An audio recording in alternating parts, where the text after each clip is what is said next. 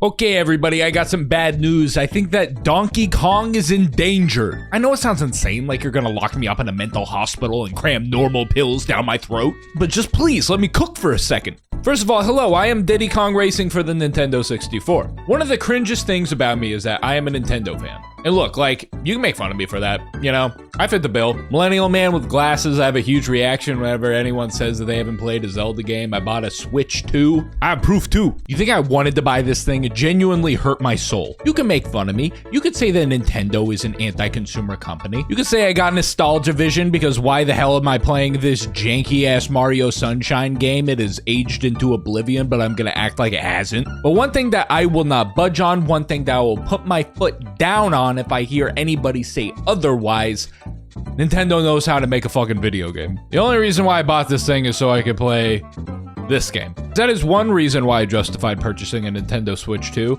The other reason is Donkey Kong Bonanza. So there's two things that you need to know about me. One, I like One Piece. Two, I like Donkey Kong. Way back in the day, my brother was gifted a Super Nintendo when he happened to get sick on his birthday and couldn't go to the pizza parlor with his friends. Me, I didn't even know if I was born yet, but it's okay because when I was able to play video games, my older brothers moved on to the GameCube and I got to fucking hate this stupid Donkey Kong game because it's fucking hard. I will say, even though I was not able to get far at all and I fucking sucked at this game, everything about it impressed me. The 3D rendered sprites impressed me. Donkey Kong's design impressed me. The fun world this game takes place in impressed me. And the beautiful music impressed me. Let's break down why this character is dope as shit. First of all, he's a monkey. Second of all, he's dumb as fuck and likes bananas. Third of all, he's a chill dude because he interacts with human beings without ripping their arms off in fits of ape rage. You know, like you would expect a gorilla to do. Fourth of all, he's a monkey. I've always gravitated towards him even though I wasn't super into his games. It wasn't until I unlocked the power of emulation at the age of 16 when I really started to like Donkey Kong games. It turns out, save states make these games actually playable for people like me with small amounts of patience. Call me a fake gamer if you want, I don't care. But actually finishing these games and seeing the whole entire story got me into other Donkey Kong games. No, not that one. I did play this game at a friend's house once, and seeing the withering spirit of Donkey Kong's dead grandmother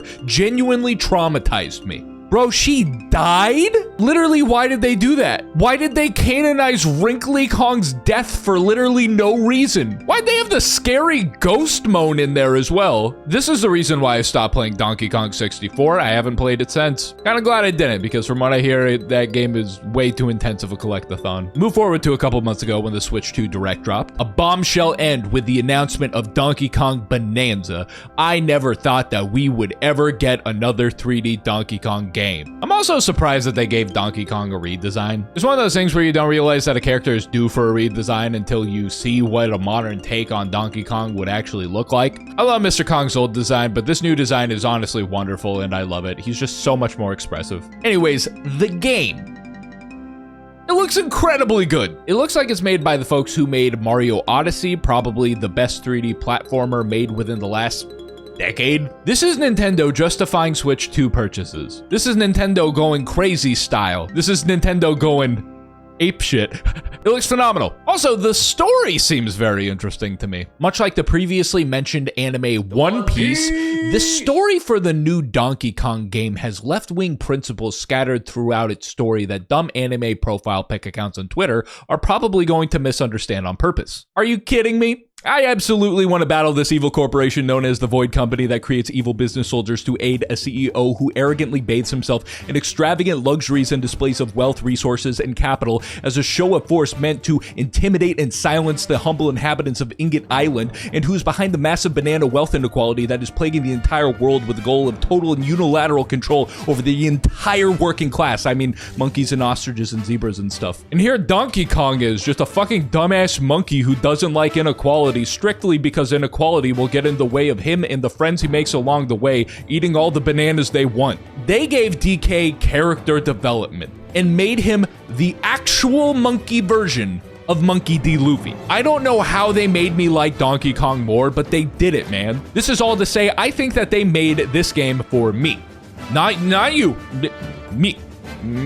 I am probably older than you expect that I am, and I have never been this excited to play a video game ever. Now, let me tell you about why I think they're going to kill Donkey Kong. And trust me, baby, this goes all the way to the top. Yes, I am going to explain the Donkey Kong timeline. I'll try my hardest not to go completely insane by the end of this video. So first of all, we are playing with magical realism logic here. The timeline may as well be a hallucination. The Donkey Kong that stole Pauline was Cranky Kong, who Jumpman, who may or may not be the actual Mario, fought in the arcade game. This is canon. Donkey Kong Sr. migrated to a new island, naming it Kong Island. This is canon. Donkey Kong Sr. has two sons, Donkey Kong Jr. and Pinkly Kong, the latter of who, aside from being playable in Donkey Kong Jr. Math for the NES, is only referenced to. Donkey Kong Jr. is Donkey Kong II, Donkey Kong III's, the DK from Donkey Kong Country's, father. Pinkly Kong is Donkey Kong III's uncle. Canon. DK also has a brother, Uncle Kong, who wears a hat and is only seen in a Japanese strategy guide. That's canon. Uncle Kong is also probably Diddy Kong's father, making Diddy Kong Donkey Kong III's nephew, even though they are pretty much like brothers. They are sorry for party rocking. Do you understand me? Is this starting to make sense? I don't know how anybody could get confused by this. We haven't seen Donkey Kong Jr. nor Pinkly Kong in decades aside from random appearances, so my theory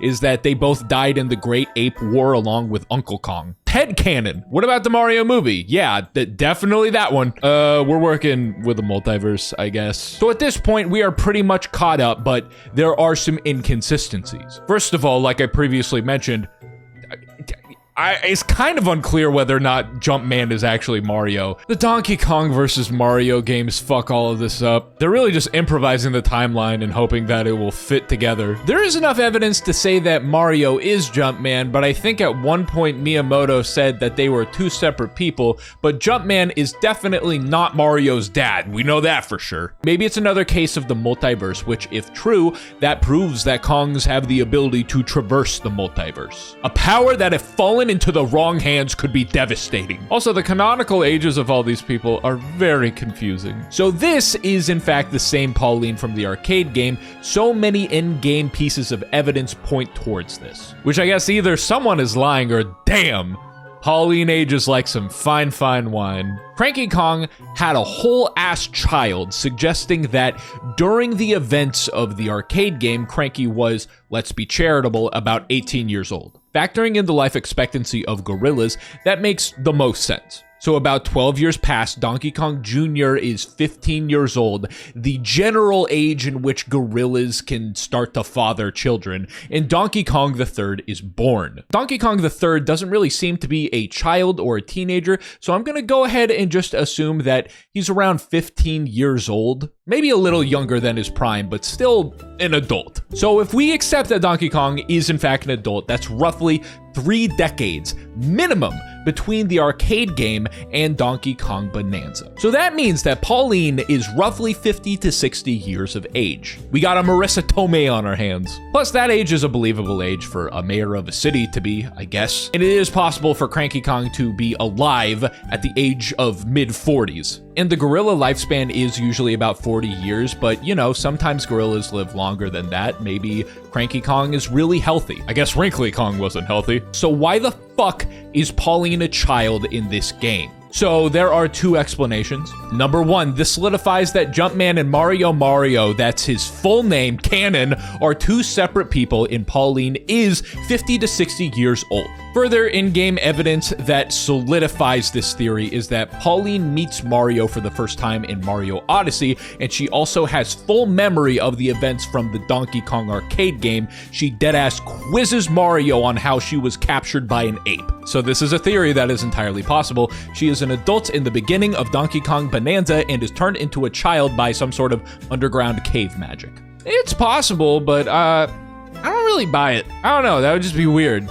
That'd be weird, right? That'd be weird. Am I wrong? That'd be weird. That'd be a strange story. I mean, I guess it's not out of the possibilities, but I'm just not expecting it for some reason. Which makes me think that this could possibly be a prequel or even a retelling of the Donkey Kong universe. I mean, they gave him a whole new design after all. Ah, fuck. Okay, Cranky Kong is there. Yeah, that theory is less sturdy now. I don't know what to make of the timeline anymore. So here's a hot take of this video. Nothing matters and you are all freaks for thinking that Nintendo would give a flying fuck about game continuity. Everybody, including myself, are acting like conspiracy theorists, trying impossibly hard to connect the dots when this is just a company that is making video games. I literally just explained the Donkey Kong timeline. Go ahead and try to explain Uncle Kong's position in the Donkey Kong timeline to someone on the street. They will pepper spray you, I promise. Sure, Pauline in the trailer has baggy clothes, but she has a punk rock vibe. I don't know. I don't think that's definitive proof that she gets turned into a child. Yes, there are boxes that say NDC, perhaps New Donk City, but I also don't think that matters. This could very easily be a prequel, unless I missed some dialogue where she said that she built New Donk City within the span of 50 years. I don't know. She also says this in the trailer. Look at us, DK. I love to sing more than anything. I have this dream. Oh, maybe if we get to the surface, you and me, we can make it more than a dream. So like what? Did she turn into a child and get amnesia? Actually, don't answer that question. I know that that is technically a possibility. But still, she says that like she hasn't already aged 60 years. Like she hasn't already sung to the entirety of the Mario universe equivalent to New York City. I'll stand out on a limb and throw out a theory. You're playing chess. They're playing 4D chess, more realistically checkers. I think they're just saying, fuck it. Pauline is a child in this game, and it's not gonna make any sense. Doesn't have to. We are doing a fresh new take on the Donkey Kong Pauline dynamic, and we don't want to throw out the past game's lore, characters, and references. Yes, we will make a mess. Let the sweaty online nerds make sense of the mess. Case closed. You can end the video. I made my points. Or is the case closed? What if I said something with heavy implication?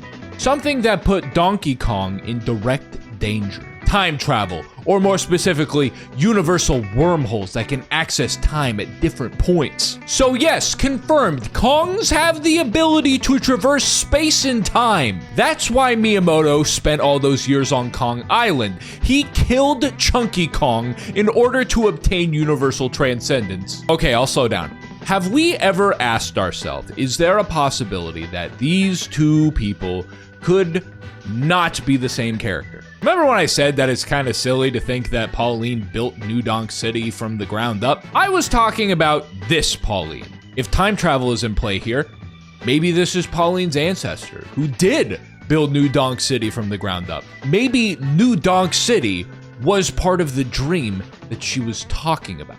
And if that is the case, there are some heavy implications. So at the end of Donkey Kong Bonanza, Pauline returns home to her place of origin within space and time. And if she is the founder of a New Donk City, why is it called New Donk City? Okay, so there will be very poisonous rays that will go into your head if you try thinking about this really too hard. So if you don't mind, just go to your kitchen and grab some tin foil. That will protect the rays from entering your brain. Why is it called New Donk City? Could it be because a young musician named Pauline built a city from the ground up that she would later be elected mayor of and named it after the monkey that helped her escape the underground chasm and return home? Oh, maybe Donkey Kong doesn't die. Nah, you don't name a city after somebody who doesn't die. What the fuck is this? This is the reason why New Donk City is called New Donk City.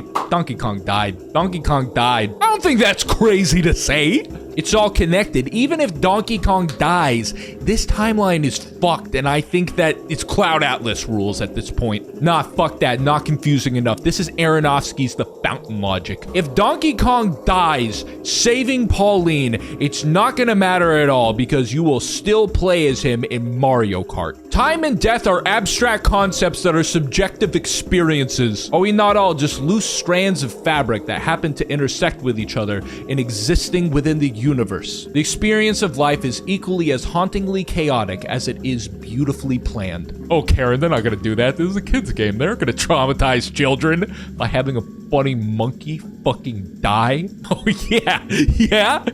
Really? That's too far for them? Really? It's too fucking late for that. They already established that they don't give a shit when a monkey fucking dies, okay? Chunky Kong is dead. He begged for his life in this universe. Not in that universe. Is this starting to click? Is this starting to fucking make sense to you? Share this with your mom on Facebook. No, I'm not gonna say that's just a theory, you nerd. Thank you so much to everyone who watched this dumbass video, and a special thank you to my patrons. I have a Patreon. These are the perks. Show me my patrons.